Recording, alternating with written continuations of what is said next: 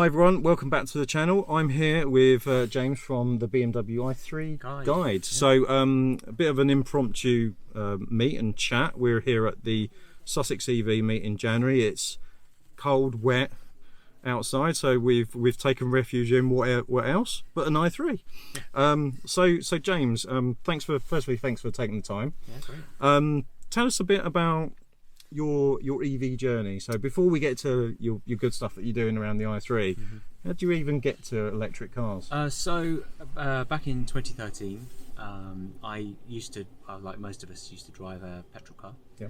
And my wife suggested to me that I looked at this new electric car, this i3. And if truth be told, I wasn't keen on the idea to begin with, but I did seriously look at it because she's often very right about things. And so we went down for a test drive at BMW, and I was absolutely blown away by how good it was. Just really? the seating position, so upright, get a nice ride height, and the acceleration. I had this misconception that EVs were slow.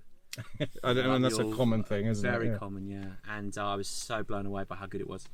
I love the way the doors opened. I just love the look of it in the end when because when I saw it in the advertising, I was like, it's a love it or hate it type of car sometimes as well. Yeah, isn't it? but I think when people see them more and more, they get to love them a lot more. I mean, the module of the car itself is brilliant because it's all carbon fibre. Yep.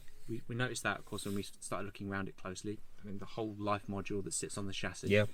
Then, of course, when the boot opened and you put the seats down, you realised that it was a cavernous boot. It's massive, isn't it? You could get a lot in it. And it was just me, my wife, and I've got one kid. So it was fine. We don't need the 3 seats in the back. That wasn't an issue for us. So, of course, we leased one because that's the way it best worked for us. Yeah. And leased one for 4 years. But it was at a time when we were given the keys to it. Off you go. And so we made our first journey to our charge point. And of course we didn't have a subscription. Of course we didn't know back in those days. So no one kind of like, hopefully they do a bit more now. They don't prepare you for the difference. I think is everyone's used to going to a petrol station and just swiping your card, going in there, and that's it. It's getting easier, but at the time I suppose that just didn't exist, did it? It didn't exist, yeah. And I think that's what maybe the friction points are. Today, I think when people don't realise what they need, and they're not complicated to own and drive. No, very easy. But you do need a subscription. I mean, a lot of the companies now, like Ingenie, we're chatting to today at the show here, we're saying that they have don't have RF cards. You can go pay contactless. Yeah, just swipe and go. Oh, it's just brilliant. I mean, that's the way it should do. And of course, in Fully Charged, watch that episode with the EQC. Yes, they talked about the car plugging in, and it talks to takes a payment on your behalf. Yeah, so that's great. And I'd love BMW to do the same thing. Oh yeah, absolutely. And the most amazing thing, I was really pleased that BMW are going to keep going with the i3 until 2024. Yes, I was quite relieved because, like you, I've had mine for 2 years now, and the last thing I wanted to do is see that disappear. It's an iconic car. It's really iconic, and I think it will go down in the Hall of Fame as being one of the most interesting first EVs. Yes, Tesla are brilliant, but I mean, I think the i3 is a wonderful piece of design. And like the Tesla, it was built from the ground up to be electric, wasn't Absolutely it? Absolutely right. Yeah, that's one of the things I love about it, and sustainability about it for me as well. Yeah, because the whole car is it's 85% recyclable. Yeah. It's built in a factory as well. Yeah, in Leipzig. So it's wind powered battery storage. Yeah. Then all the carbon fibers built, as most people probably know this anyway. But it's all built hydroelectric. That's right. Hydroelectric power. And all sustainable materials. All this camp, inside the car, and all the seats are made of recycled plastic bottles. And to me, it's just a fantastic piece of kit. Why not have a car that's sustainable from the ground up? Absolutely, and it's got to be the way forward to do that, to make that whole life cycle of a car more sustainable. So you've had an i3 for a while, you absolutely love it. Then you started a website around the i3. Well, so I think it was about 2014, about a year later, I started a website just to kind of get people to learn a little bit about EVs, and I was so enamoured with the i3. I wanted people to understand it, and there weren't that many EVs back then. There was a Nissan Leaf, and I think the Zoe had made an appearance at that point as well, and of course Tesla as well. But for me, I just wanted people to know and learn about what EVs could do, their potential. So I just started putting articles together, but really short, like bite-sized pieces on my site. So don't wade through like mountains of information. Yeah, but I tried to kind of simplify it a bit. So there were questions that came up like, what about winter driving? So I wanted to get rid of some, misnomers about that. Yeah. And then, can you drive EVs in the rain? I'm like, well, of course. You know, here's some through a car wash. Yeah. Here's some tests of i3s driving through massive puddles at BMW. You know, research and development.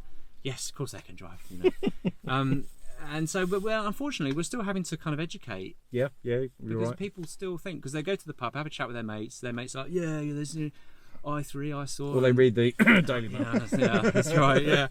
And so you get this it just sort of propagates through kind of this, I don't know what you call it, but sort of pub chats and stuff. Yeah. People come away with the wrong ideas about them, and I don't know whether that's just defensiveness and they want to keep their fuel cars. And yeah, that's great. You know, you love your fuel car, keep it. And there's a bit of investment, quite possibly, in some of those as well that people maybe want to hold on to. Yeah, maybe. Yeah, I mean, there's some beautiful classic cars out there. Mm. I haven't got a problem with fuel cars. Yeah, likewise. I just think, you know, once you get into an EV, you will discover that they are very responsive, fun cars to drive, and I'd swap sound for torque any day of the week. 100%. You've got a website. You've been, from my experience, you've been very helpful on Twitter as well. Oh, so if people have got those new questions, have got those, certainly around the i3 as well, it's like, have you got this? In fact, you helped Beardy at Beerface this morning with a little battery icon on the i3. So I think it's information like that people hopefully find from both, you know, your website and your Twitter account and things like that they can just ask those stupid questions, to be honest, that if you don't know, you don't know. Yeah, please do ask me any question you like about the i3. I'll do my best to answer it, of course. Yeah, I welcome any questions about the i3, about EVs in general, if you want to. Yeah. But I'm specialised obviously in the i3. It's what I know very well. Yeah. Have two leases now. So you've got the experience. I might even there, go for a third lease. Oh really? You're going to do that at the end of this year. 120. Yeah, the 120. Yeah. Or maybe even I might even try and wait. I heard there's a rumour that there's a larger battery coming out. Maybe even gets to 250 mAh battery. I don't know. That's a rumour. For me, I think, you know, owning the i3 now. And I will say on camera, I have got my £100 deposit down on a Cybertruck, which... Oh, you have? Yeah, that's right. It's a bit insane, and I don't even know whether it's going to happen or not. But I've always said with my i3, if there was a way of just changing the battery out to, say, a 200-mile range, I don't even want anything drastic. I would love that, to keep the car and just upgrade the battery, because the battery can be dropped out essentially. Yeah, there were lots of questions about that when the 94 amp hour came out, because a lot of people owned the 60 amp hour, saying, well, why can't we upgrade our battery? The car, it's beautiful in itself, there's nothing wrong with it, and carbon fibre will last forever. Exactly. Yeah, there's no rust at all with this car. No. And the beautiful thing about the body panels too is they don't dent when people open the car doors on them, because they're plastic. Exactly. So many good things about the body of the car. A lot of questions came back to me, directed at me, because I knew about the car. Can we upgrade the battery? Turned out that wasn't a possibility.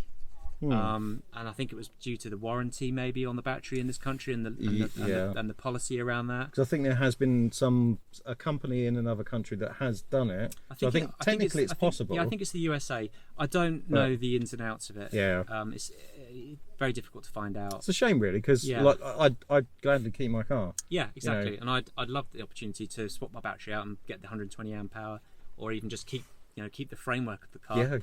Perfect for me. Maybe it's something to do with the software too. Maybe the software needs updating. Possibly. There's far more technical questions than I can answer. Exactly. Yeah. Okay. Well, brilliant. Thank you very much for taking the time. It's a pleasure meeting you. You too. Thank you, Simon. Great. Thanks very much, guys.